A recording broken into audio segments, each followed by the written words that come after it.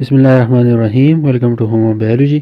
د کلاس 6 ساينس ته د سرکاري سکولونو او یونټ نمبر 7 دی، پیج نمبر 81 دی. نوې ټاپک ته یوزز اف سولوشن اینڈ سسپنشن ان اور ډیلی لایف. دوه سیزونه دي. یو سولوشن دی چې کله موږ سولوټ راوالو په سالوینټ کې میلاو کو هغه ته سولوشن وایو. سسپنشن دی ته وایي چې کله موږ سولوټ راوالو په سالوینټ کې میلاو هغه نه حل کیږي هغه ته موږ سسپنشن وایو. نو د دې دوه سیزونو زمونږ په روزمره ژوند کې استعمال چې څه دی.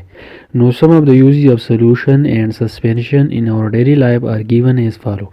نو solution او suspension زمونږ په ژوند کې څنګه استعمالیږي. نو دا یو ټیبل دی، د ټیبل تاسو وګورئ نو تاسو به چې دی په دې باندې پوه شئ.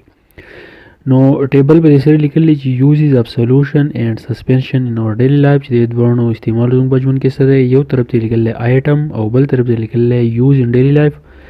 item کې یو سره پینټ دی، بلډ دی، میډیسن دی، جوسز او کاربونیټډ ډرینک. اونلی دی پینټ هغه څه دی چې هغه موږ دیوالونو له دروازو له چې دی موږ رنګ ورکو. نو it is a suspension. دی suspension دی، solution نه دی.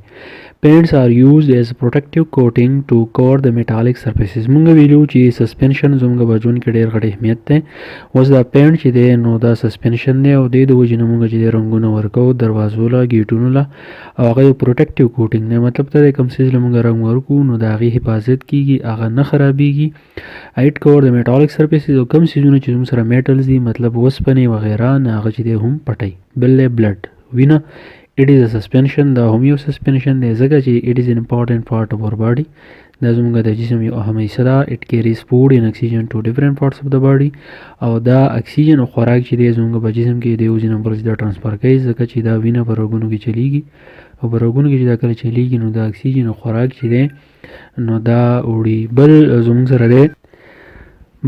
زموږ سره دی میډیسن، دوايانې وغیره. a number of medicines are available in the form of suspension. ډېر شی میډیسن زموږ سره داسې دي چې هغه د سسپنشن په شکل باندې چې دی موږ استعمالو.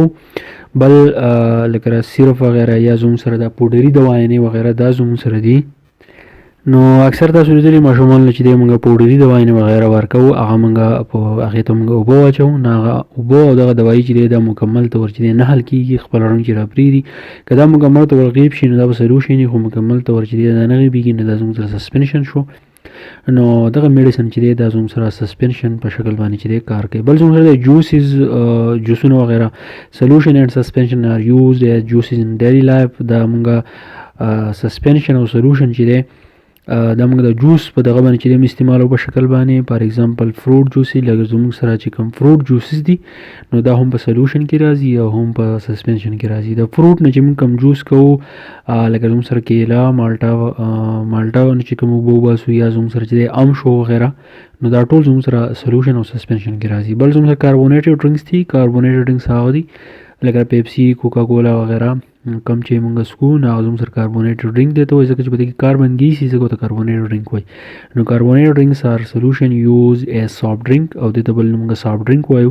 نو دا هم زموږ سره چې دي سولوشن او سسپنشن دي او د دې دواړه زموږ لپاره اهم دي ځکه چې دا کوم څیزونه موږ ووایو نو په څه نسځي کې چې دی دا موږ له پیدا راکوي. خاص کر زموږ سره دا میډیسن شو او دغه پینټ شو نو دا موږ چې ډېر زیاته پیدا راکوي. نو دا سولوشن او سسپنشن یوزز. امید کوم دې تاسو پوه شوي. خپل فیډبیک مله ضرور راکړئ، نورو ملګرو سره ضرور شیر کړئ. تھینک یو، ډېر مننه.